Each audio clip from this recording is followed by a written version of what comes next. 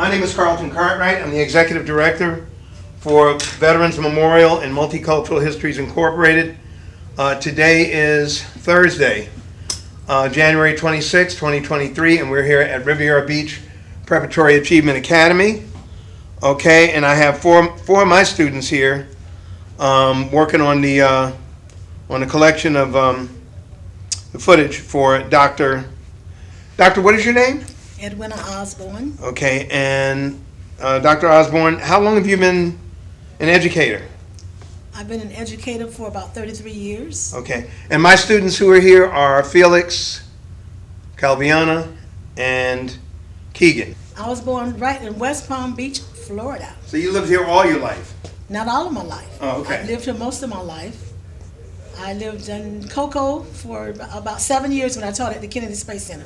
I worked at the Space Center as a computer analyst, actually. I came back to marry my high school sweetheart. I wasn't teaching there. I worked in the firing room. I worked on the launches, actually the software and hardware that was used to launch the space shuttle. I worked in those rooms that had the hardware and stuff. The criteria actually was such that the Kennedy Space Center came to Bethune-Cookman College to interview students. I was a student at Bethune-Cookman College when they came to interview, and I got the job based upon my interview with them.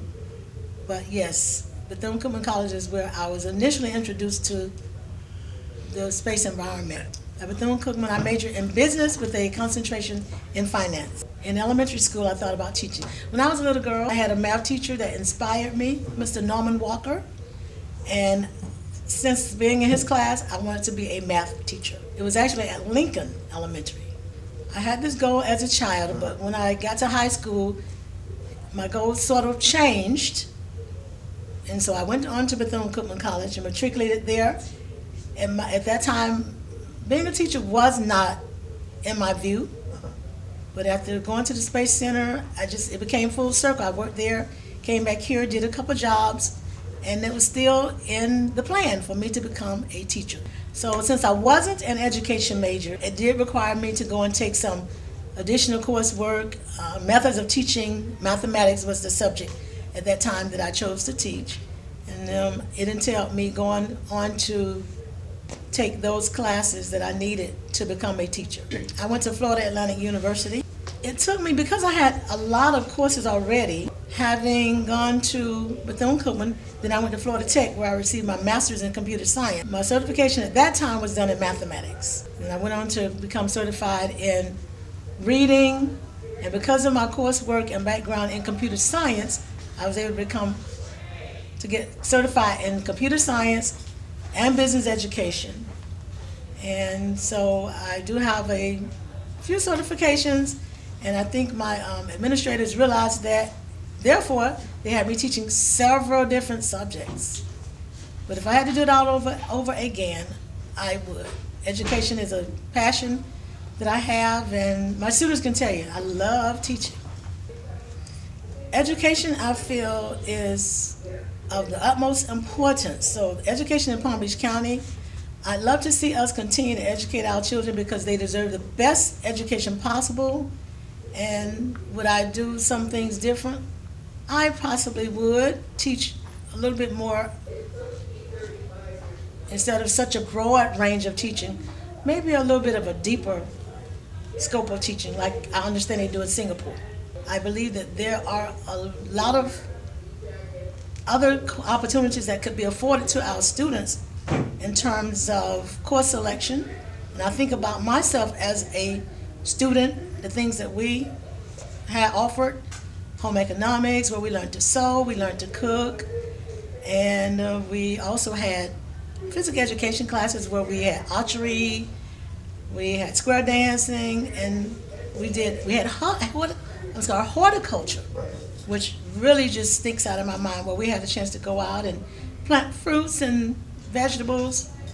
And so I'd like to see us provide more of a range of those type of courses for our students. I'd like to see us start, where do we begin?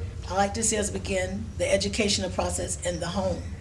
And we have the churches, we have the communities, so that we can apprise our students and our community of those issues that certainly are important. You've heard that if you don't know your history, you're doomed to repeat it.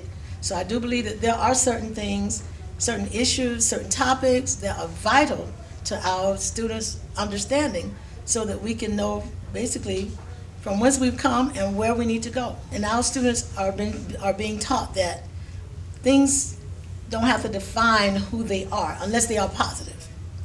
So we need the students to understand that in terms of where we are and where we are to go, a lot of that inertly depends on us. We may not be taught those things by even our parents sometimes that propel us to be the best that we can be. So we are encouraging students to take a hold of those things that we're teaching them that cause them to decide whether they're going to be the successful person that they are capable of being. So choices. We want our students to understand that they do have choices.